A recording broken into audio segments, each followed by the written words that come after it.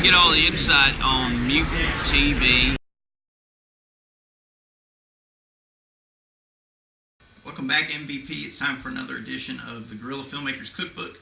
Today we're going to talk to you about making your list and turning it into your short film. Okay? We've been talking about the screenwriting process and about how to go from having a list and turning it into your full-blown screenplay, which would serve as a blueprint for your short film. But since we've been using our own work as examples, we can't really show you all the ins and outs of those particular scripts, those particular ideas.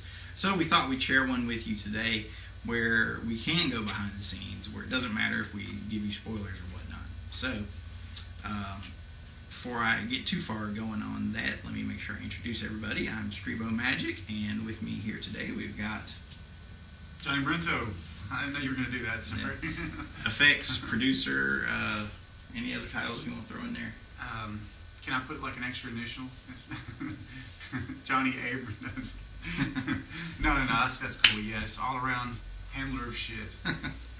And then, of course, behind the camera we have Geo Swanko, as always. So say hi to everybody, Geo. What's up? You're supposed to do that thing with your finger where you go, Hi, That's Geo with us as always. Okay, so can we get CGI eyes put on that blink and stuff? That'll work. Or CGI, yeah. Whatever you want. So we're going to talk to you about going from your list and turning it into your short film today. So specifically what we're doing is we're shooting an intro segment for our Mutant TV series of videos that we host on YouTube and on DVD and other places, and of course at mutantville.com. So it doesn't matter if we spoil these ideas for you or if we share them with you, because it's just the intro to our show. It doesn't make a difference. So what we're going to do is we're going to make our list first. So before we make our list of props, I had an idea. I started with my ending, as we discussed in the storytelling segments and also the screenwriting process. I started with my ending. The ending idea being that we were going to kind of recreate this intro to kind of like the old Siskel and Ebert show, where they would always race to the. I hope you like those southern sound effects. We're having those played in the background just for you, the cicadas and whatnot. So that it was expensive to get that recorded, but. We're going to show you how to go from the ending and turn it into a story, okay? Even though this is just really a series of action vignettes, there's kind of a story behind it. So our ending is that we want to end with us as the Mutantville Players sitting down inside the theater, getting ready to review our next movie or show you our next behind-the-scenes clips or whatever, where it kind of mirrors Siskel and Ebert, okay? So that's our ending. Now we're going to make a list of assets, a list of locations, a list of props, a list of special effects that Johnny Brento can pull off. Whatever it is that we have available to us that we can throw into this production and make it just as kick-ass as possible. So we're going to make that list. Ready? All right, here we go. All right, to get us started, Johnny Brento over here. Well, to give you an example, okay, I'm going to start with me, okay, because I brought a few things. I brought a wooden sword. Okay, I know you're thinking wooden sword, so what? But this is a magical Taoist sword. So if you know your Kung Fu, you know that there's some serious magic in that. But yeah. Also, to get around, I brought a lament configuration. I don't know, I can maybe use that to teleport or something. Obviously, my magic Taoist sword I can defend myself with. And so Johnny Brento is going to break down what he has in mind in terms of effects. And as he does that, I'm going to make a list right here. I'm showing you how to do it, guys. Follow along. And I'm going to make a list, and then we'll just go on from there. Okay, well, I'm going to highlight some of the effects that are super, super easy to pull off in almost no time whatsoever, as long as the footage is shot right. Based upon my composite footage collection, which essentially is Action Essentials from videocopilot.net. If you do a search on YouTube for Action Essentials Test or Action Essentials 2 Test, you'll see a ton of these effects, these skits where people are just doing essentially the same thing we're doing, only we're going to try to do it in some sort of story.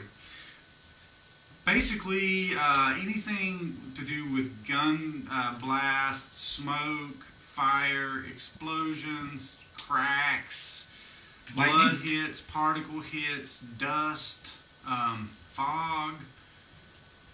All that stuff is just super, super readily accessible at hand with Video Copilot's package. So, what about lightning? Lighting is something you can do within After Effects very, very easy. Light effects, if you know how to motion track, this is a no-brainer. It's very, very easy. What about cracking earth? Cracking earth is pretty easy to do. We just want to find locations that lend themselves to the shots, the things we're trying to accomplish, and shoot in such a way to have what we need to easily add these composite elements. Since I'm very familiar with the composite package, I'll be able to look and say, hey, okay, I have this piece of composite footage that will work. Let's compose the shot this way, medium shot, whatever. And so I have a real solid idea of what we have to work with there. What about in terms of locations? What are we Well, looking at? Albemarle actually is kind of an old mill town, essentially, and there are a lot of decrepit old buildings. Actually, one of the locations from C for Chaos is just about to fall in, and I thought that might make for, it's an old feed mill, I thought that might make for a really cool location. There's a couple of blind alleys in Albemarle, just right downtown. We've got several scenic cemeteries, one in particular that I have in mind. There's a out-of-the-way mausoleum we might get away with shooting a little quick thing in. Those are my ideas. There's a railroad trestle with like an overpass and a tunnel that we could use.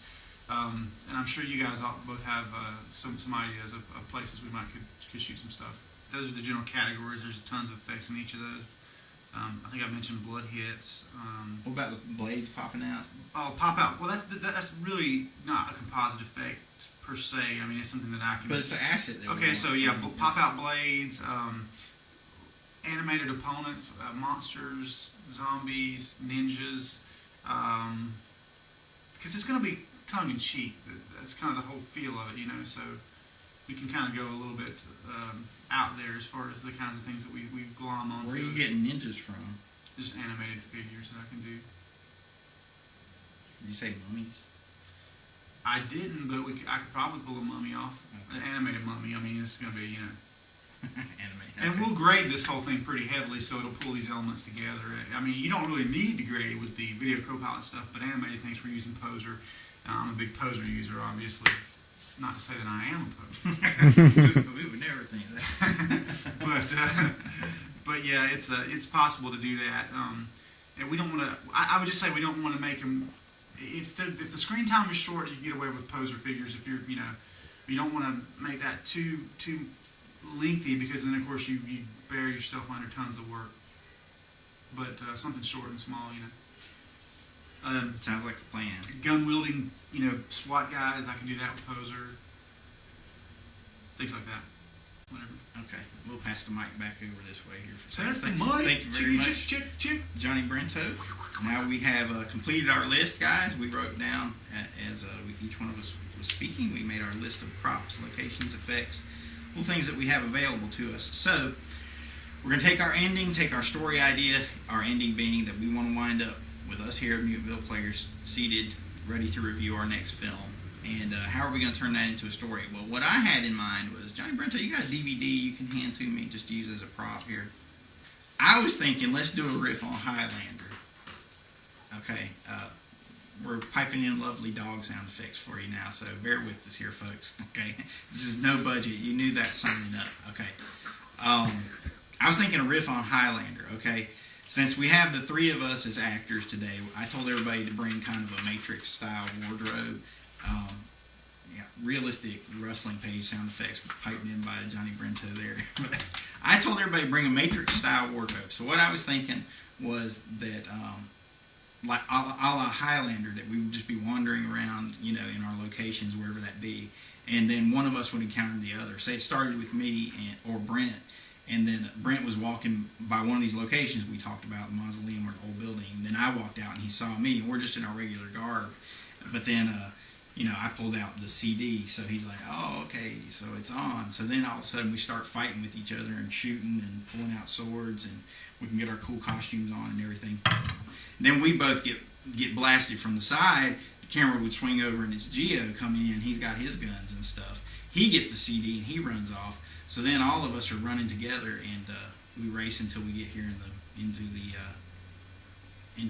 theater, and we sit down and watch our movie. I don't know what the DVD has to do with it, other than Geo or whoever winds up with the DVD last would take it and put it in the player, and then we'd sit down and watch, and there you go. I mean, it's simple.